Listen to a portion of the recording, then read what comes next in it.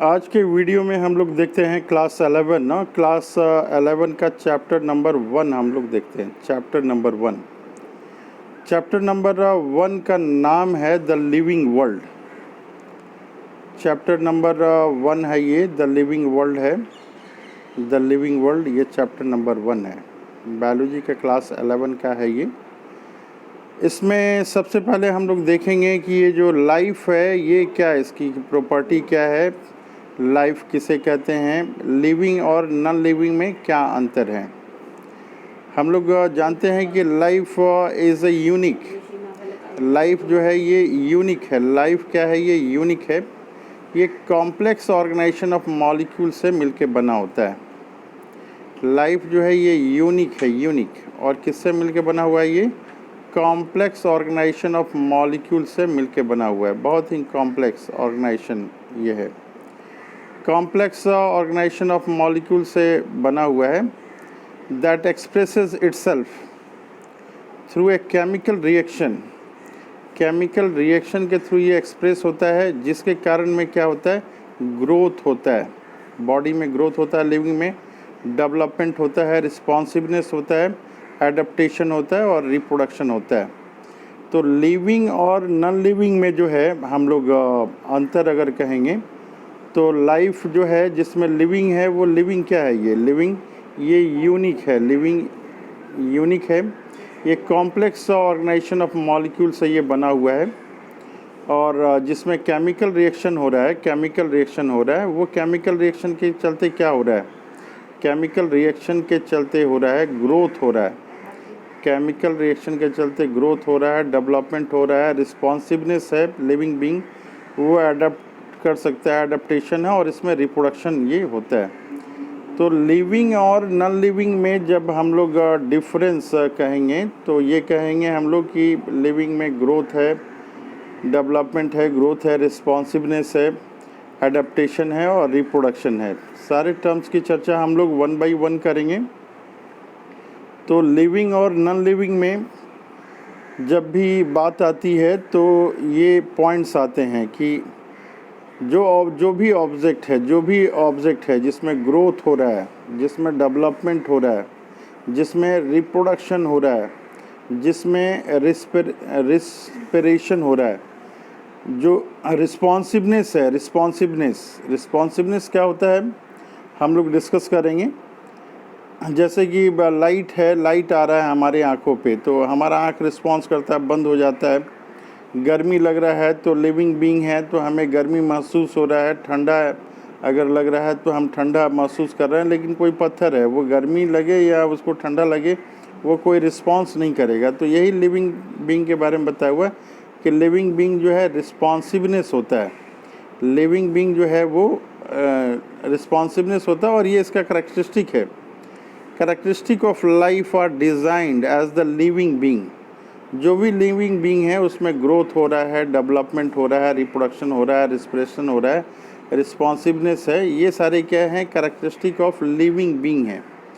तो लिविंग और non living में अगर हमें डिफ्रेंशिएट करना हो तो हम ये कहेंगे कि जिसमें ग्रोथ हो रहा है, डेवलपमेंट हो रहा है, रिप्रोडक्शन हो रहा है, रिस्पिरेशन हो रहा है, ये जो भी तमाम लाइफ प्रोसेसेस हैं, जो भी ये लाइफ से रिलेटेड प्रोसेस है वो लिविंग बीइंग का कैरेक्टरिस्टिक है। अब हम लोग देखते हैं कि unique features of living organism. Living organism का जो है यूनिक फीचर्स क्या क्या है हम लोगों ने देखा, बहुत सारी पॉइंट्स हम लोगों ने देखा। अब हम लोग देख रहे हैं कि यूनिक फीचर्स जो हैं, ये यूनिक फीचर्स के बारे में हम लोग देख रहे हैं। ये यूनिक फीचर्स क्या क्या है। पहला यूनिक फीचर्स है ग्रोथ है। फर्स्ट यूनिक फीचर क्या है, ये ग्रोथ जो है ये यूनिक फीचर है लिविंग ऑर्गेनिज्म का। Growth, the living organism grow in mass and number. जो लिविंग ऑर्गेनिज्म है उसका जो है मास जो है बढ़ता जाता है और जो सेल्स के नंबर हैं वो भी इसका इंक्रीज़ करता है। कह रहा है कि मल्टी सेलुलर ऑर्गेनिज्म इंक्रीजेज। ये मल्टी सेलुलर ऑर्गेनिज्म जो है, ऑर्गेनिज्म दो तरह के होते हैं, एक यूनिसेलुलर हो सकता है या मल्टी सेलुलर हो सकता है। तो ये जो मल्टी सेलुलर ऑर्गेनिज्म है, हम लोग बातचीत कर रहे हैं मल्टी सेलुलर ऑर्गेनिज्म के बारे में। कि मल्टी सेलुलर ऑर्गेनिज्म इंक्रीजेज, जो मल्टी सेलुलर ऑर्गेनिज्म है उसमें इंक्रीज करता है। और क्यों इंक्रीज हो रहा है? तो इंक्रीज हो रहा है मास बाय सेल डिवीज़न। एक सेल है, ये सेल डिवीज़न करके क्या बनाया? 2 सेल बनाया। 2 सेल फिर ये डिवीज़न करके जो है ये 4 सेल हमें बन रहा है। ये सेल भी डिवाइड करके ये 4 सेल, तो ये सेल डिवीज़न होता रहता है। एक सेल से क्या हुआ? ये 2 सेल बन गया। 2 सेल से फिर डिवाइड करके ये दोनों डिवाइड किया तो फिर 4 बना। तो 1 सेल, 2 सेल, 4 सेल, 4 से फिर 8 सेल, इस तरह से ये डिवीज़न होते रहता है। सेल डिवीज़न ये इस तरह से लिविंग ऑर्गेनिज्म में होता है। और ग्रोथ होता है। ग्रोथ कैसे होता है? सेल डिवीज़न से। कह रहा है कि प्लांट में जो है, प्लांट वो भी ग्रोथ करता है। प्लांट में भी जो है ग्रोथ होता है। In plant growth continues through out life in their meristematic area. ये जो मेरिस्टेमेटिक एरिया है, प्लांट का जो मेरिस्टेमेटिक एरिया है एपिक्स होता है। ये कोई जैसा ये प्लांट है, तो प्लांट है ये, तो ये रूट है और ये एक शूट का पोर्शन है, दूसरा रूट का पोर्शन है। तो जो ग्रोइंग टिप है इस साइड, ग्रोइंग टिप जो ऊपर में है, या रूट का ग्रोइंग टिप नीचे। तो ग्रोइंग टिप में जो है मेरिस्टेमेटिक सेल्स होते हैं। जैसे कि हम लोग जानते हैं कि प्लांट के सेल्स जो हैं 2 तरह के होते हैं, एक मेरिस्टेमेटिक होता है और एक परमानेंट होता है। तो ये मेरिस्टेमेटिक एरिया है उसमें डिवाइड करता है।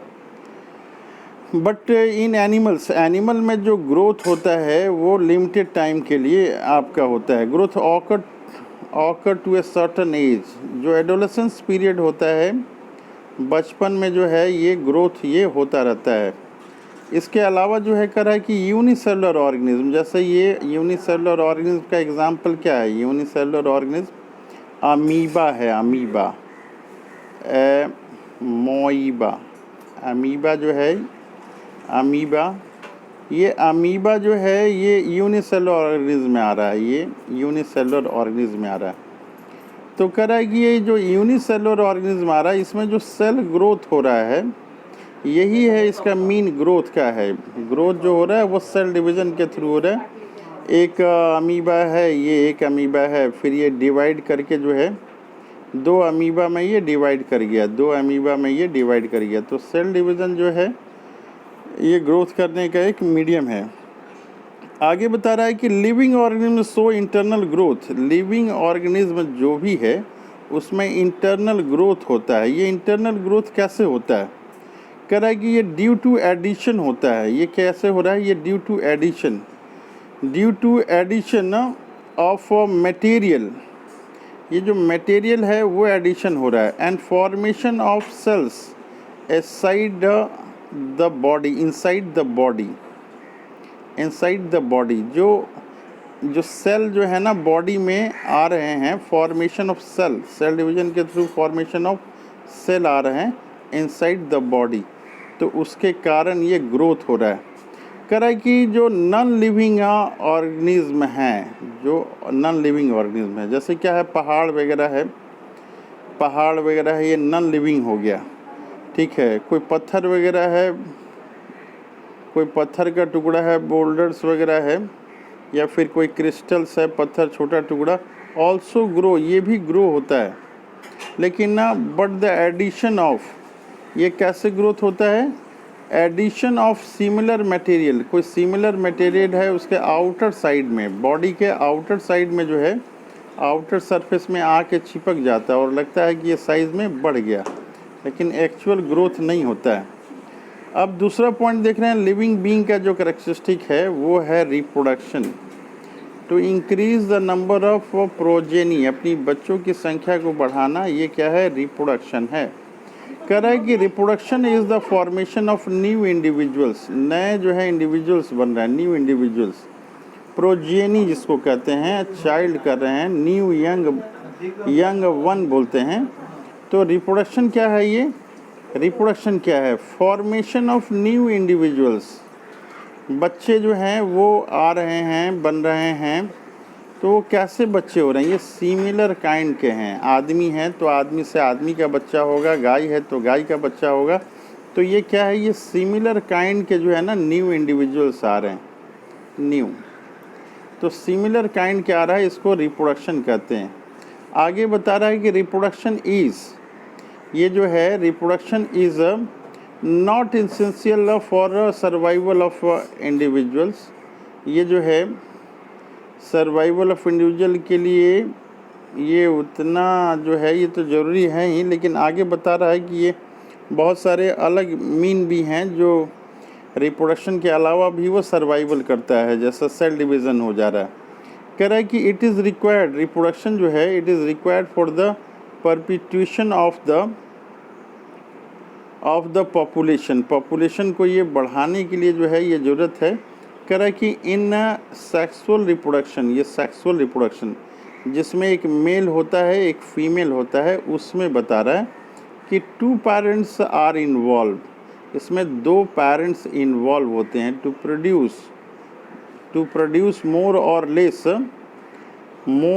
लेस, ये बता रहा है कि मोर और less similar kind of individuals. ये जो सेक्सुअल रिप्रोडक्शन है, क्या ये सेक्सुअल रिप्रोडक्शन है, इसमें 2 पेरेंट्स इन्वॉल्व हैं, एक मेल होता है और एक फीमेल होता है।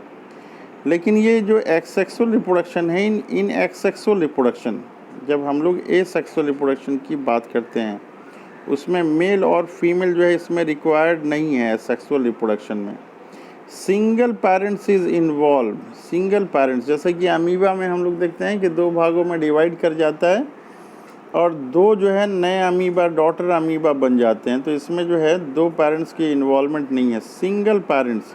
ये जो सिंगल पेरेंट्स हैं अमीबा, वही 2 भागों में टूट के 2 बच्चों को जन्म देता है, 2 आपके नए ऑर्गेनिज्म होते हैं। तो ये जो है सेक्सुअल रिप्रोडक्शन में individual is a copy of the parents. Amoeba 2 भागों में बट गया तो वो अपना कॉपी कर दिया। आगे बता रहा है ये कि एसेक्सुअल रिप्रोडक्शन ना में ऑकर बाई फ्यूजन, जैसे कि हम लोग देखते हैं फ्यूजन, बाइनरी फ्यूजन जो है अमीबा में ये है, ईस्ट में भी आपका ये जो है फ्यूजन के थ्रू होता है, हाइड्रा में भी जो है फ्यूजन के थ्रू होता है। तो अलग अलग ये मीन है रिप्रोडक्शन के। इसके अलावा क्या है, फ्रैगमेंटेशन है, फ्रैगमेंटेशन है, ठीक है, यहाँ पे स्पेलिंग गलत है, फ्रैगमेंटेशन ये होगा। और रीजनरेशन और वेजिटेटिव प्रोपेगेशन, जैसे किसी पेड़ को हम लोग किसी पौधे के स्टेम को लगा देते हैं, उस स्टेम में से फिर रूट वगैरह निकल जाता है, नया लीफ बनने लगते हैं, तो उसको वेजिटेटिव प्रोपेगेशन कहते हैं। आगे बता रहा है कि इन यूनिसेलुलर ऑर्गेनिज्म, किसके बारे में, यूनिसेलुलर, जैसे अमीबा वगैरह है ये यूनिसेलुलर है, पैरामीशियम है ये यूनिसेलुलर है। तो इन यूनिसेलुलर ऑर्गेनिज्म में ग्रोथ जो है ये यूनिसेलुलर ऑर्गेनिज्म में, एंड रिप्रोडक्शन आर सिनोनिम्स। वो ग्रोथ होगा उसमें 1 सेल से 2 सेल हुआ, या फिर रिप्रोडक्शन दोनों है, एक ही बात हो गई उसमें। यूनिसेलुलर ऑर्गेनिज्म में ग्रोथ और रिप्रोडक्शन दोनों एक ही बात हो गई। इसके अलावा बहुत सारे ऐसे ऑर्गेनिज्म हैं जिसमें कि मेनी ऑर्गेनिज्म लाइक, जैसे कि ये म्यूल्स हैं, या स्टेराइल वर्कर बीज हैं जो मधुमक्खी वगैरह होता है, ये जो है इसमें, या फिर ह्यूमन जो है इनफर्टाइल ह्यूमन, जिसमें कि रिप्रोडक्शन की क्षमता नहीं है, कपल्स डू नॉट रिप्रोड्यूस, ये जो है रिप्रोड्यूस नहीं करते हैं, इनफर्टाइल अगर ये होगा तो। ये कह रहा है कि therefore reproduction is not an all inclusive, कह रहा है कि रिप्रोडक्शन जो है not an all inclusive characteristic of living organism. ऐसा नहीं है कि ये केवल रिप्रोडक्शन ही जो है ये कैरेक्टरिस्टिक ऑफ लिविंग ऑर्गेनिज्म है। कह रहा है कि however no non living object has power to reproduce और रिप्लिकेट। कह रहा है कि नॉन लिविंग के नो नॉन लिविंग, कह रहा है कि कोई भी ऐसा नॉन लिविंग ऑब्जेक्ट नहीं है, कोई ऐसा पहाड़ नहीं है, कोई ऐसा पत्थर नहीं है कि वो उसमें ये पावर है कि अपने जैसा वो दूसरा पहाड़ या दूसरा पत्थर वो पैदा कर सकते, रिप्रोड्यूस और रेप्लिकेट। तो लिविंग में ही ये क्षमता है, चाहे वो सिंगल सेलुलर हो या मल्टी सेलुलर है, कि अपने जैसे ऑर्गेनिज्म को वो पैदा कर देता है, रिप्रोड्यूस कर दे रहा है। इसके अलावा लिविंग ऑर्गेनिज्म की जो नेक्स्ट प्रॉपर्टी है वो मेटाबॉलिज्म है। मेटाबॉलिज्म, ये मेटाबॉलिज्म टर्म क्या है? हमारे शरीर में जो भी एक्टिविटीज़ हो रहा है, डाइजेशन हो रहा है, रिस्पिरेशन हो रहा है, नर्वस सिस्टम में है, जो भी हो रहा है, प्लांट में फोटोसिंथेसिस हो रहा है, अपना वो फूड बना रहा है, तो लिविंग ऑर्गेनिज्म जो है वो जो अपना एक्टिविटीज़ करता है, रिप्रोडक्शन करता है, या फिर हम लोग रिस्पिरेशन ले लें, रिस्पिरेशन फोटोसिंथेसिस ये जो है ये सारा मेटाबॉलिज्म में आता है। कह रहा है कि the sum total of all chemical reaction, जो भी हमारे शरीर में केमिकल रिएक्शन हो रही है, occurring in individual chemical reaction कहाँ हो रही है? ये occurring chemical reaction occurring in an individual, जो भी हमारे बॉडी के भीतर केमिकल रिएक्शन हो रहा है वो सारे के सारा जो है मेटाबॉलिज्म में आएगा। जो भी हमारे बॉडी में केमिकल रिएक्शन आ रहा है वो सारे के सारा मेटाबॉलिज्म का ये पार्ट है। कह रहा है कि केमिकल रिएक्शन क्यों हो रहा है? ड्यू टू स्पेसिफिक इंटरेक्शन हो रहा है among different type of molecules, जो मॉलिक्यूल्स हैं उसमें हो रहा है। Different types of molecule in the interior of cell, जो सेल के भीतर में केमिकल रिएक्शन हो रहा है उसी को हम लोग मेटाबॉलिज्म कहते हैं। क्या है मेटाबॉलिज्म? जो भी हमारे जीवन के लिए आवश्यक है, जो केमिकल रिएक्शन हो रहा है, कहाँ हो रहा है? सेल के भीतर, उसी को हम लोग मेटाबॉलिज्म कहते हैं। कह रहा है कि ऑल एक्टिविटीज़ ऑफ ऑर्गेनिज्म, जो भी एक्टिविटी है हमारे बॉडी के भीतर में, जैसे क्या है, ग्रोथ है या फिर क्या है, मूवमेंट है, ये है, या फिर डेवलपमेंट है, या क्या है, डेवलपमेंट है, या फिर क्या है, रिप्रोडक्शन है, ये किसके कारण हो रहा है? ड्यू टू मेटाबॉलिज्म के कारण हो रहा है। ये किसके कारण हो रहा है? ये ड्यू टू मेटाबॉलिज्म के कारण हो रहा है। कह रहा है कि ये मेटाबॉलिज्म जो है दो तरह के हैं। देयर आर टू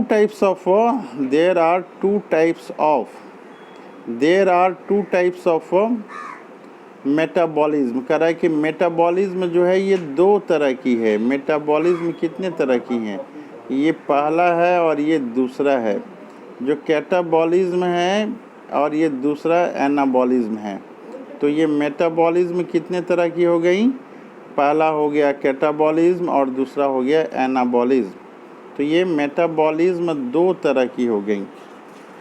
एनाबॉलिज्म में क्या है? ये एनाबॉलिज्म, जो भी हम एनाबॉलिज्म कह रहा है कि हमारे बॉडी में ये एनाबॉलिज्म होता है, include all the building up reaction, जो भी बनने का काम है, बिल्डिंग अप रिएक्शन, जो भी बनने का काम है हमारे शरीर में, वो क्या होता है? एनाबॉलिज्म होता है। उसको क्या कहते हैं हम लोग? एनाबॉलिज्म कहते हैं। ये क्यों हो रहा है anabolism? To increase the mass of organism. किस चीज़ के लिए हो रहा है? To increase the mass of organism. तो इसका एग्जाम्पल क्या क्या है? तो कह रहा है कि इसका एग्जाम्पल है लाइक फोटोसिंथेसिस। एनाबॉलिज्म का एग्जाम्पल क्या है? तो इसका एग्जाम्पल है फोटोसिंथेसिस है। कह रहा है कि इन कैटाबॉलिज्म में क्या हो रहा है? कैटाबॉलिज्म में क्या हो रहा है? ये ब्रेक डाउन हो रहा है, टूटने का काम हो रहा है। एनाबॉलिज्म में क्या हो रहा है? एनाबॉलिज्म में बनने का काम हो रहा है, बिल्डिंग अप रिएक्शन। कैटाबॉलिज्म में क्या हो रहा है? कैटाबॉलिज्म ब्रेक डाउन, टूटने का काम हो रहा है। यहाँ पे बिल्डिंग अप रिएक्शन हो रहा है एनाबॉलिज्म में, और कैटाबॉलिज्म में क्या हो रहा है? ब्रेक डाउन का काम हो रहा है। Break down reaction are involve. Example क्या है? तो एग्जाम्पल है सच एज रेस्पिरेशन है, और क्या है इसका एग्जाम्पल? डाइजेशन है। तो कैटाबॉलिज्म का एग्जाम्पल हम लोग देख रहे हैं। एक तो हमने देखा कि रेस्पिरेशन है, और दूसरा क्या है? डाइजेशन है। कह रहा है कि no non living object show metabolism, कह रहा है कि जो भी नॉन लिविंग ऑब्जेक्ट है उसमें मेटाबॉलिज्म नहीं होता है, उसमें मेटाबॉलिज्म नहीं होता है। अब जो है और सबसे ज़्यादा इम्पॉर्टेंट पॉइंट आ गया ये कॉन्सियसनेस। ये कॉन्सियसनेस क्या है, ये कॉन्सियसनेस क्या है, ये चौथा पॉइंट। हम लोग देख रहे हैं कि लिविंग और नॉन लिविंग में क्या क्या अंतर होता है, लिविंग और नॉन लिविंग में क्या क्या कैरेक्टरिस्टिक पॉइंट है ये देख रहे हैं हम लोग। तो लिविंग का जो इम्पोर्टेंट पॉइंट है हम लोग देख रहे हैं, कॉन्सियसनेस देख रहे हैं। कह रहा है कि it is the awareness of the surrounding. ये अवेयरनेस ऑफ द सराउंडिंग, जैसे आंधी आ गया, तूफान आ गया, वर्षा आ गया, तो ये क्या है, हम लोग अवेयर हैं। वर्षा आ जाएगा तो हम लोग छुप जाएंगे कि जहाँ पानी नहीं लगेगा, हम लोग कॉन्शियस हैं, अवेयर हैं हम लोग। ज़्यादा गर्मी लगेगा तो ठंडे जगह पे चले जाने की कोशिश करेंगे, ठंडा लगेगा तो गर्मी वाले जगह पे चले जाने की कोशिश करेंगे। हम लोग क्या हैं, अवेयर हैं हम लोग अपने सराउंडिंग के प्रति। लेकिन नॉन लिविंग जो है वो कुछ भी हो जाए, जहाँ है वो वहीं रहेंगे। It is the awareness of the society surrounding. Consciousness क्या है, it is the awareness of the surrounding and responding to external stimuli. जो भी हमें जो बाहर से एक्सटर्नल स्टिमुली दिख रहा है उसमें हम लोग क्या कर रहे हैं कि ये रिस्पॉन्स कर रहे हैं हम लोग। Surrounding and responding to external stimuli, जो एक्सटर्नल स्टिमुली है उसमें हम लोग रिस्पॉन्स कर रहे हैं। एक्सटर्नल स्टिमुली में हम लोग क्या कर रहे हैं, रिस्पॉन्ड कर रहे हैं। कह रहा है कि एक्सटर्नल स्टिमुली में भी फिजिकल हो सकता है, या केमिकल हो सकता है, या बायोलॉजिकल। एक्सटर्नल स्टिमुली जो है कुछ भी हो सकता है, जैसे कि कोई गैस वगैरह लीकेज हुआ तो हम लोग जो हैं उससे प्रभावित हो सकते हैं। कोई वायरस बैक्टीरिया आया तो प्रभावित हो सकते हैं। आंधी तूफान फिजिकल आया तो लिविंग ऑर्गेनिज्म जो है ये physical, chemical and biological response होते हैं, उसको वो उसके प्रति कॉन्शियसनेस उसकी होती है। प्लांट जो है ऑल्सो रिस्पॉन्ड करते हैं, प्लांट जो है वो ऑल्सो रिस्पॉन्स करते हैं, वो भी कॉन्शियस होते हैं। जैसे क्या, स्टिमुली, लाइट जैसे आएगा, जिधर लाइट आएगा प्लांट का जो लीफ वगैरह है उधर ही मुड़ जाएगा, जिधर वाटर जाएगा उधर ही रूट जो है चला जाएगा, जिधर ग्रेविटेशन रहेगा रूट उधर ही जाएगा। पॉल्यूशन वगैरह ये सारे पे जो है ना प्लांट रिस्पॉन्स करते हैं। कह रहा है कि ऑल लिविंग ऑर्गेनिज्म, कह रहा है कि ऑल लिविंग ऑर्गेनिज्म, जितने भी लिविंग ऑर्गेनिज्म हैं सभी के लिए, चाहे वो प्रोकैरियोटिक हो, बिना ऑर्गेनाइज न्यूक्लियस वाला हो, या तो फिर यूकैरियोटिक सेल हो। यूकैरियोटिक क्या हो गया, यूकैरियोटिक ऑर्गेनिज्म जिसमें कि ऑर्गेनाइज न्यूक्लियस होता है। ये सारे के सारे प्रोकैरियोटिक और ये यूकैरियोटिक रिस्पॉन्ड करते हैं। किसके प्रति रिस्पॉन्ड करते हैं, different kind of stimuli, different kind of stimuli हैं उसके प्रति ये रिस्पॉन्ड करते हैं।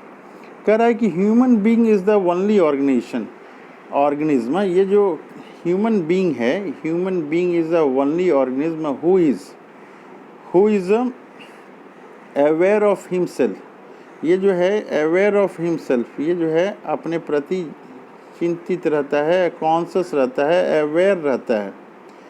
कह रहा है कि consciousness therefore become the defining property. ये क्या है, ये डिफिनिट प्रॉपर्टी हम लोग कह सकते हैं, डिफाइनिंग प्रॉपर्टी हम लोग इसको कह सकते हैं। Consciousness therefore become the defining property of living organism और लिविंग बींग्स।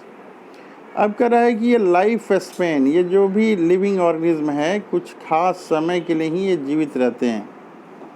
कोई पेड़ पौधा है तो वो 3 महीना 4 महीना, जैसे कि वीट या राइस है 3 महीना 4 महीना, ये आपके इसका लाइफ स्पैन होता है। बरगद वगैरह का है तो सैकड़ों साल जो है, पीपल बरगद हैं तो सैकड़ों साल रह सकते हैं। नाम का पौधा है तो वो 100-150 साल तक रह सकता है। तो अलग अलग हैं, महीना से लेके साल से लेके 500 साल तक भी ये लाइफ स्पैन प्लांट पौधों के हो सकते हैं।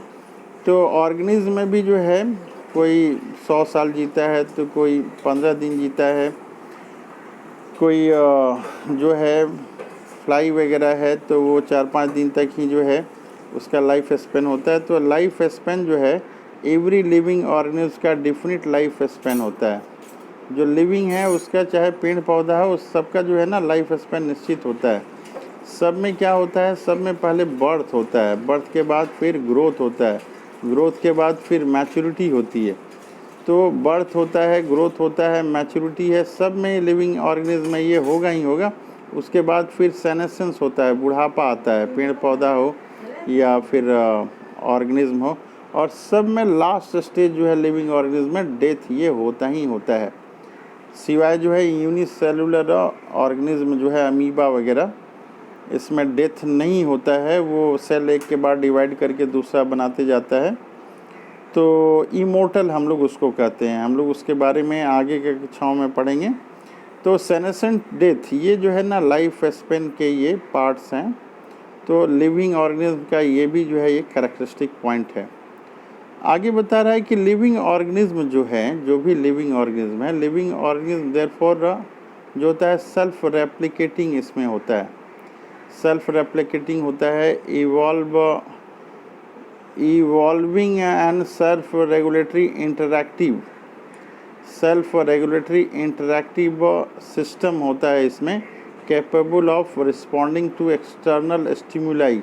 जो भी एक्सटर्नल स्टिमुलाई आ गया, एक्सटर्नल स्टिमुलाई क्या हो गया, ज़्यादा धूप आ गया तो धूप से बचने की कोशिश करेंगे हम लोग, ज़्यादा पानी पड़ रहा है तो उससे बचने की कोशिश करेंगे। तो धूप, पानी, आग, ये सारा क्या हो गया, ये एक्सटर्नल स्टिमुलाई हो गया जिससे हम रिस्पॉन्ड करते हैं।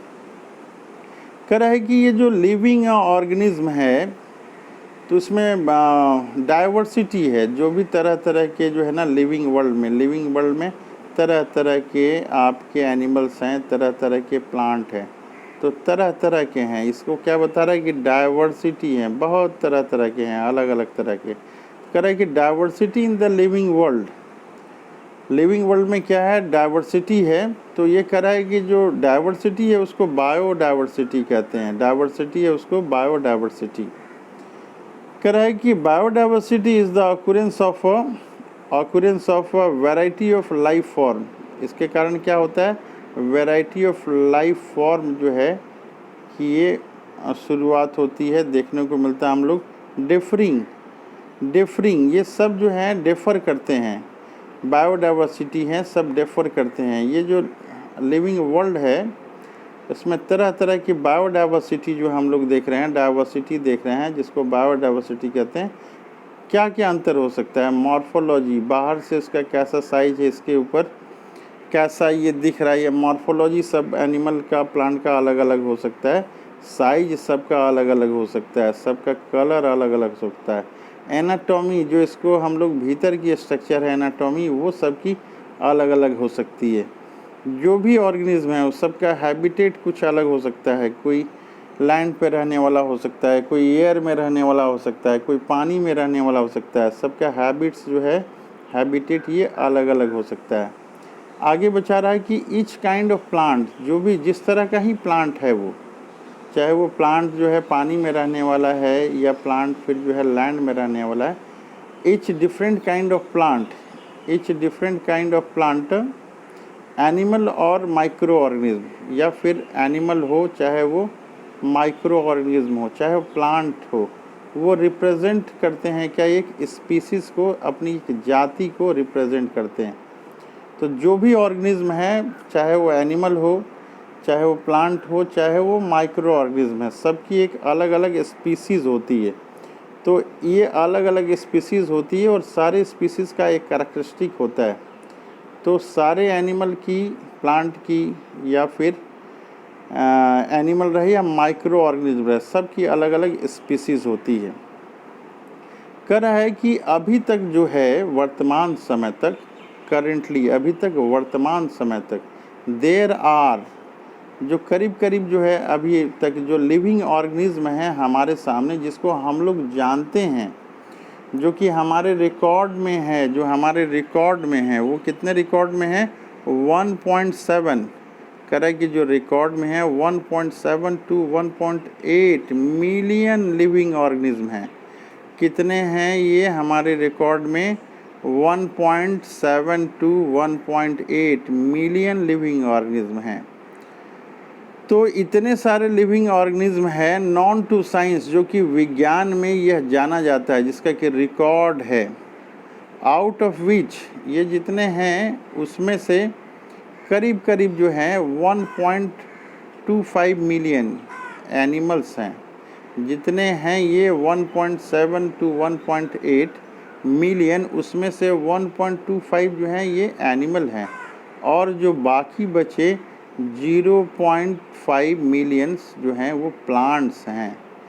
0.5 मिलियंस जो हैं प्लांट्स हैं, और ये सारे जो हैं टोटल है लिविंग ऑर्गेनिज्म, इसमें प्लांट और एनिमल मिला हुआ है। तो केवल जो है एनिमल कितने हैं? एनिमल जो है 1.25 मिलियंस हैं। अब हम लोग देखते हैं 3 पॉइंट्स है यहाँ पे। एक आइडेंटिफिकेशन है, दूसरा नॉमेनक्लेचर है, और तीसरा जो है क्लासिफिकेशन है। ये 3 टर्म हैं, identification, nomenclature and classification. Branch of biology कह रहा है कि ब्रांच ऑफ बायोलॉजी, बायोलॉजी की ऐसी ब्रांच, बायोलॉजी की ऐसी ब्रांच जिसमें आइडेंटिफिकेशन को पढ़ते हैं, नॉमेनक्लेचर को पढ़ते हैं और क्लासिफिकेशन को पढ़ते हैं, उसको बोलते हैं टैक्सोनॉमी। टैक्सोनॉमी क्या बोलते हैं हम लोग उसको? टैक्सोनॉमी बोलते हैं। ये टैक्सोनॉमी बोलते हैं। तो ये टैक्सोनॉमी क्या हो गया? Taxonomy is a branch of biology that deals with the identification, nomenclature and classification. अब बात ये आती है कि आइडेंटिफिकेशन क्या है। तो कोई भी एनिमल है या कोई भी प्लांट है तो हम लोग सबसे पहले उसको पहचानते हैं, पहचानने का काम करते हैं। क्या पहचानते हैं? हम लोग पहचानने का काम करते हैं कि ये क्या है, एनिमल है कि प्लांट है। ये एनिमल है कि प्लांट है। तो जो भी पहचानने का काम हम लोग करते हैं उसको हम लोग बोलते हैं नॉमेनक्लेचर। ये एनिमल है कि प्लांट है कि बैक्टीरिया है, वायरस है, माइक्रो ऑर्गेनिज्म है, क्या है, तो हम उसको बोलते हैं हम लोग आइडेंटिफिकेशन। पहचानने के बाद उसको एक नाम देते हैं कि अरे भाई ये तो धान का पौधा है, ये तो आम का पौधा है, ये तो भालू है, ये आदमी है, ये गधा है। जो हम लोग उसको देखते हैं उसके अनुसार उसको नाम देते हैं। नाम देने को बोलते हैं नॉमेनक्लेचर। जैसे ये मान लीजिए कि है ये पेड़ पौधे के ग्रुप में है तो उसको पेड़ पौधे वाले ग्रुप में रख देते हैं। उसमें जो है अगर ह्यूमन के ग्रुप में है तो उसको ह्यूमन वाले ग्रुप में रख देते हैं, तो इसको बोलते हैं क्लासिफिकेशन। तो ये पहचान करते हैं, इसको बोलते हैं आइडेंटिफिकेशन। ये तीनों को मिला के क्या बोलते हैं हम लोग? टैक्सोनॉमी बोलते हैं। इसके बाद जो है एक इम्पॉर्टेंट टर्म आता है सिस्टमेटिक्स। हर चीज़ को जो है सिस्टमेटिक ढंग से एक नियम कानून के अनुसार हम लोग रखते हैं किसी चीज़ को, तो उसको बोलते हैं हम लोग सिस्टमेटिक्स। तो ये बायोलॉजी में सिस्टमेटिक्स जो है ब्रांच ऑफ बायोलॉजी है। ये क्या है? ये सिस्टमेटिक ब्रांच ऑफ बायोलॉजी है और डील्स विथ कैटलॉग। जैसे कैटलॉग करते हैं हम लोग, सबको एक साथ रहते हैं, तो क्या क्या चीज़ को हम लोग एक साथ रहते हैं? जैसे कि प्लांट को एक साथ रख दिए, एनिमल को अलग रख दिए, अदर ऑर्गेनिज्म जो हैं उसको अलग रख दिए हम लोग, और अलग रख के क्या करते हैं हम लोग? उसको कैटेगरी देते हैं। अलग रख के क्या करते हैं? उसको कैटेगरी देते हैं हम लोग। तो दैट कैन बी नेम्ड। उसके बाद क्या करते हैं हम लोग? उसको नाम वगैरह देते हैं, उसका कंपैरिजन करते हैं, उसके बारे में पढ़ते हैं। तो ये सिस्टमेटिक्स है। ये क्या है? सिस्टमेटिक्स है। तो एग्ज़ाम में आता है कि डिफ़ाइन, ये कहता है सिस्टमेटिक को डिफ़ाइन करने के लिए क्वेश्चन ये आता है। तो क्या लिखेंगे हम लोग क्वेश्चन में? लिखेंगे हम लोग कि systematic is the branch of biology that deals with cataloguing plants. Cataloguing उसका करते हैं, और किसका करते हैं? एनिमल का, और अदर ऑर्गेनिज्म का हम लोग करते हैं। अदर ऑर्गेनिज्म किस में करते हैं, इनटू कैटेगरीज, उसको अलग कैटेगरी में रखते हैं। जो प्लांट जिस कैटेगरी का है, जो एनिमल उस कैटेगरी में रखते हैं, उसका नाम देते हैं। दैट कैन बी नेम्ड, उसको कंपेयर करते हैं और उसके बारे में स्टडी करते हैं। तो इसको सिस्टमेटिक्स कहते हैं। इसको क्या कहते हैं, systematics. Systematic is the branch of biology that deals with cataloguing plant, animal and other organism into categories that can be named, compared and studies. इसके बाद ये टर्म आ रहा है आइडेंटिफिकेशन। अभी हम लोग चर्चा कर चुके हैं कि कोई भी ऑर्गेनिज्म मिला तो क्या करेंगे, उसको हम लोग देखेंगे, ये प्लांट है, एनिमल है, माइक्रो ऑर्गेनिज्म है, क्या है, तो आइडेंटिफिकेशन हम लोग करेंगे। तो कह रहा है कि identification is the finding of correct name and place. कह रहा है कि करेक्ट नेम और जो है प्लेस, उसका हम लोग फाइंड करेंगे। And place of organism, and place of organism in a system of classification, in a system of classification। ये क्या है, आइडेंटिफिकेशन में ये कहाँ पे फिट होगा सिस्टम ऑफ क्लासिफिकेशन में। इसको एनिमल वाले में रखेंगे, प्लांट वाले में रखेंगे, माइक्रो ऑर्गेनिज्म वाले रखेंगे। ये आइडेंटिफाई करते हैं कि जो सिस्टम ऑफ क्लासिफिकेशन है ऑलरेडी, उसके अनुसार आइडेंटिफिकेशन करते हैं। तो ये आइडेंटिफिकेशन कहलाता है। कह रहा है कि it was done with the help of keys, ये it is done with the help of keys. कह रहा है कि कीज होता है, कीज की मदद से हम लोग आइडेंटिफिकेशन करते हैं। आइडेंटिफिकेशन किसकी मदद से करते हैं, कीज की मदद से हम लोग करते हैं। कह रहा है कि it is carried out by determining similarity with the already non organism. जो ऑलरेडी नॉन ऑर्गेनिज्म है उसके साथ हम लोग जो है मिलाते हैं, और उसके बाद जो है हम लोग ये आइडेंटिफिकेशन करते हैं। उसके बाद आइडेंटिफिकेशन हो गया। उसके बाद इसकी नाम देने की जो है हम लोगों ने देखा था ऊपर में कि आइडेंटिफिकेशन, नॉमेनक्लेचर एंड क्लासिफिकेशन, ये तीन चीज़ हम लोगों ने देखा था कि उसको टैक्सोनॉमी के अंदर स्टडी करते हैं। तो फिर अब यहाँ पे आ गया ये नॉमेनक्लेचर। कह रहा है कि nomenclature is a process of naming of living organism. इसका हम लोग नाम देते हैं सच दैट, नाम देते हैं जिसके द्वारा particular organism is non, particular organism जो है उसको जाना जाए, known by the same name, एक ही तरह के नाम से जाना जाए, ऑल ओवर द वर्ल्ड, पूरे संसार में जो है उसको एक ही नाम से जाना जाए, उसको हम लोग नॉमेनक्लेचर कहते हैं। कह रहा है कि प्लांट के बारे में, फॉर प्लांट, जो भी प्लांट है उसके बारे में जो है साइंटिफिक नेम दिया गया है, ये नेम जो है किसके आधार पे दिया गया है, बेस्ड ऑन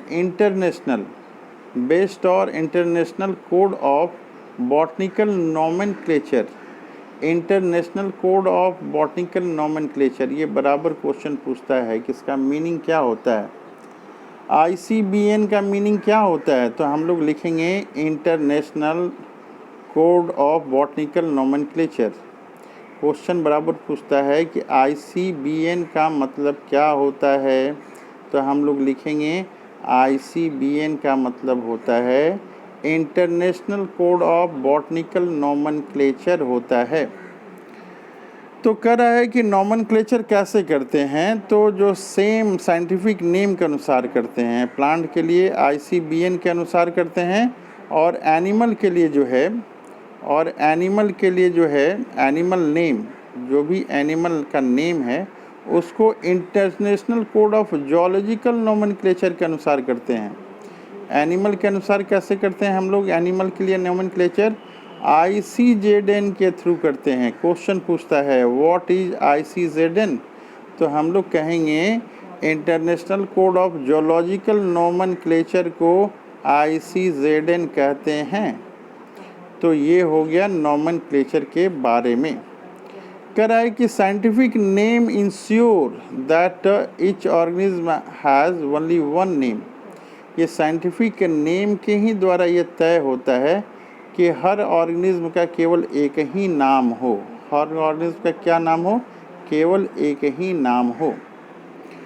बायोलॉजी में जो नाम है उसका हम लोग स्पेशल तरीके से नाम देते हैं, इसको बोलते हैं बायोलॉजिकल नोमेनक्लेचर। बायोलॉजी में जो नाम देने की पद्धति है उसको बोलते हैं बायोलॉजिकल नोमेनक्लेचर। ये बायोलॉजिकल नोमेनक्लेचर जो है इसके बारे में हम लोग देख लेते हैं। It is a universally accepted, जो बायोलॉजिकल नोमेनक्लेचर होता है वो यूनिवर्सली एक्सेप्टेड होता है। Accepted principle to provide scientific name, जो साइंटिफिक नेम है हम लोग यूनिवर्सली एक्सेप्टेड जो रूल रेगुलेशन है उसके अनुसार देते हैं टू नॉन ऑर्गेनिज्म, जो भी ऑर्गेनिज्म है उसके बारे में। कह रहा है कि each name has two component है।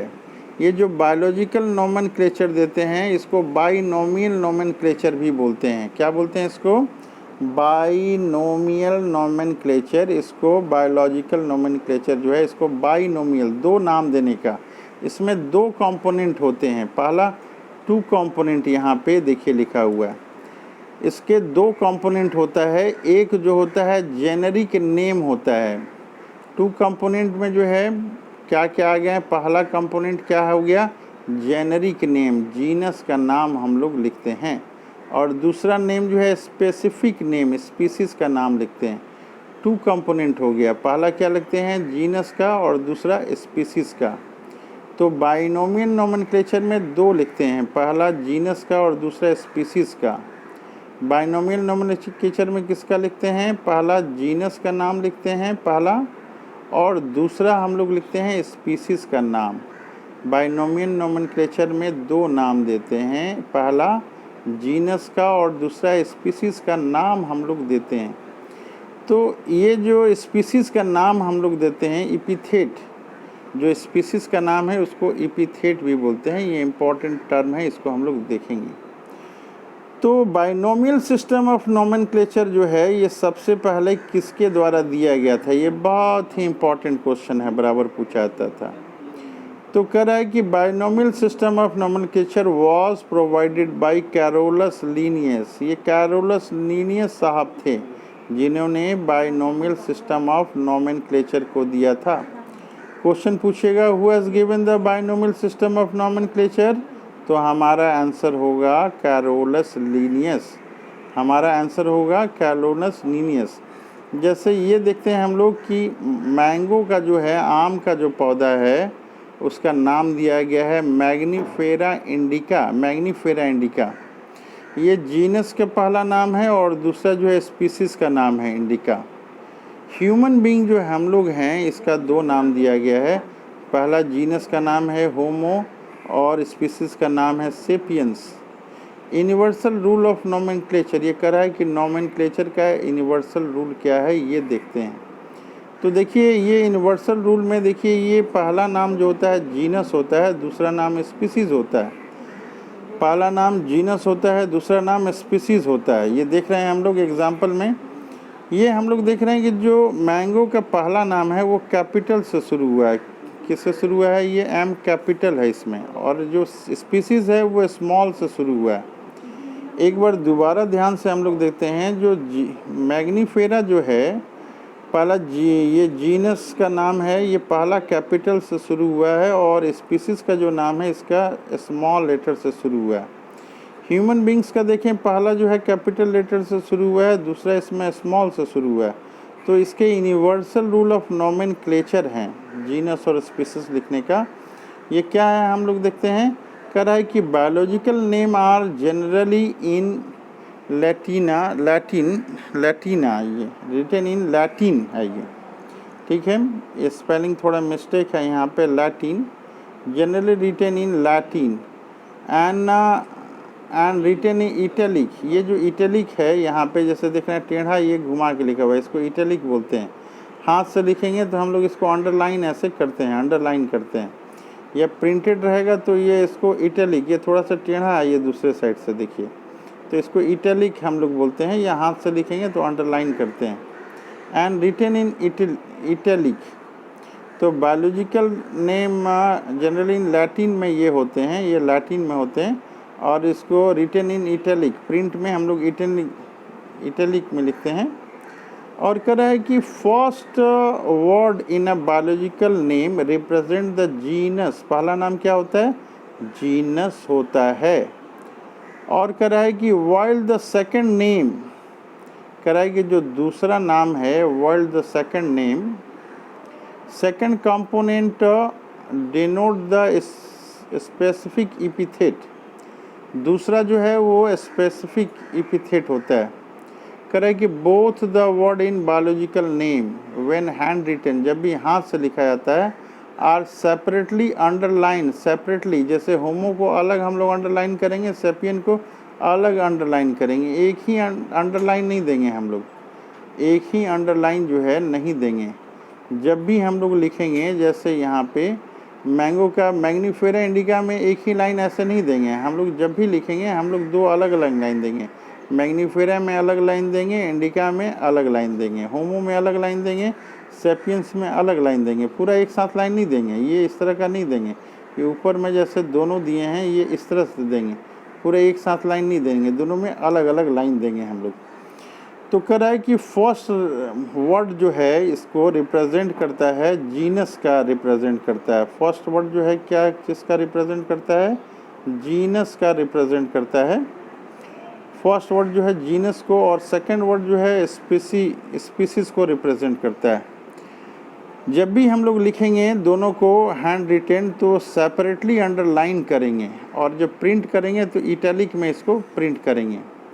आगे बता रहा है कि first word denoting the genus, या फिर ये वही चीज़ है, फर्स्ट वर्ड जो है जीनस को डिनोट करता है, और स्टार्ट होता है ये बराबर कैपिटल लेटर से। देखिए, ये कैपिटल लेटर से, ठीक है। हम लोग फिर एग्जाम्पल में देखते हैं यहाँ पे कि ये जो है कैपिटल लेटर से यहाँ पे जीनस का नाम स्टार्ट हुआ है, यहाँ भी कैपिटल लेटर से स्टार्ट हुआ है। फिर हम लोग नीचे देखते हैं ये while specific epithet start with the small letter. देखिए, स्पीसीज वाला नाम है, स्मॉल लेटर से यहाँ पे स्टार्ट है। फिर एग्जांपल देखते हैं हम लोग, ये देखिए, ये स्मॉल लेटर से स्टार्ट है, यहाँ भी ये इसका पहला वर्ड जो है स्मॉल लेटर से, ये सेपियंस है, यहाँ पे ये आई जो है ये है। तो इस तरह की चीज़ें ये हम लोग देख रहे हैं।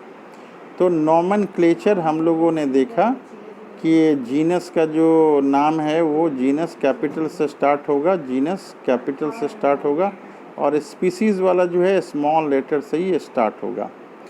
अब हम लोग दूसरा देख रहे हैं, फिर ये आ गया क्लासिफिकेशन का डेफिनेशन।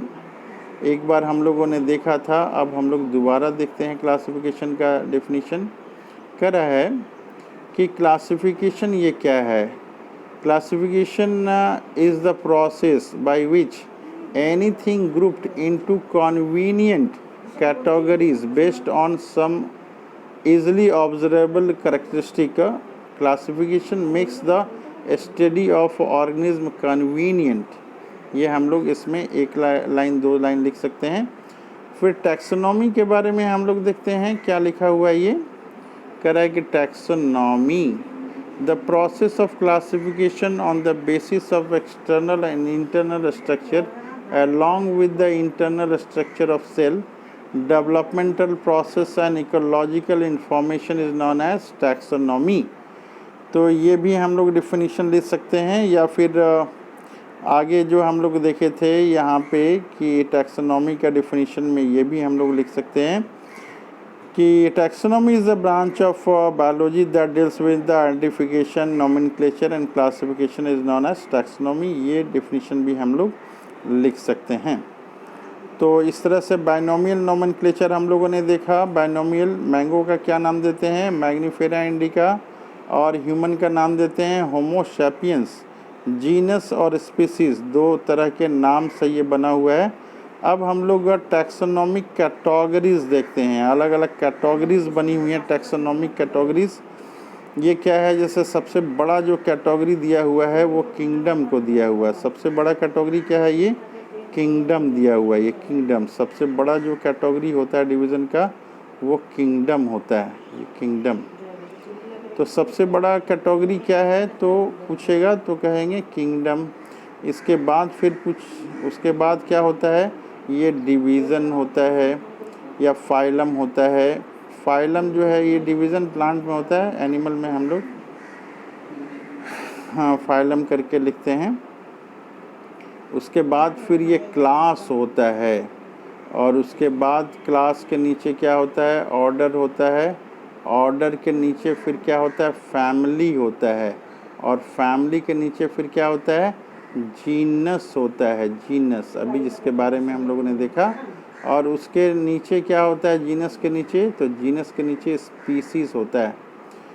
तो पूछेगा कि ये जो कैटेगरीज़ हैं सबसे स्मॉलेस्ट क्या है, स्मॉलेस्ट कैटेगरीज़ में क्या है, तो हम लोग लिखेंगे स्पीसीज़ जो हैं सबसे स्मॉलेस्ट हैं। और सबसे हाईएस्ट कैटेगरीज़ क्या हैं, तो सबसे हाईएस्ट टैक्सोनॉमिक हायरार्की में हम लोग बोलेंगे किंगडम है। तो ये 7 जो पॉइंट्स हैं ये टैक्सोनॉमिक हायरार्की इसको बोलते हैं। टैक्सोनॉमिक हायरार्की में हम लोग क्या लिखेंगे, पहला हम लोग लिखेंगे किंगडम, उसके बाद क्या लिखेंगे हम लोग डिवीज़न और फाइलम, फिर क्लास लिखेंगे, फिर ऑर्डर लिखेंगे, फिर फैमिली, फिर जीनस और स्पीसीज़। तो ये स्पीसीज़ और जीनस के बारे में तो हम लोग अभी देख चुके हैं, स्पीसीज़ और जीनस के बारे में हम लोग देख चुके हैं। ये दोनों मिला के बाइनोमियल नोमेनक्लेचर ये इसको कहते हैं। अब ये स्पीसीज़ क्या है, सबसे छोटी इकाई है। क्या स्पीसीज़ क्या है, सबसे छोटी इकाई है। इस स्पीसीज़ क्या है, स्पीसीज़ सबसे छोटी इकाई है। स्पीसीज़ क्या है, सबसे छोटी इकाई है। तो ये टैक्सोनॉमिक हायरार्की को हम लोग नेक्स्ट क्लास में हम लोग देखेंगे। स्पीसीज़ क्या है इसको हम लोग नेक्स्ट क्लास में देखेंगे। तो इसके साथ में रिक्वेस्ट होगा कि जहाँ कहीं प्रॉब्लम आती है आप कमेंट करके लिखेंगे, अपने क्वेश्चंस को आप कमेंट करके लिखेंगे, उसके सॉल्यूशन देने की कोशिश की जाएगी।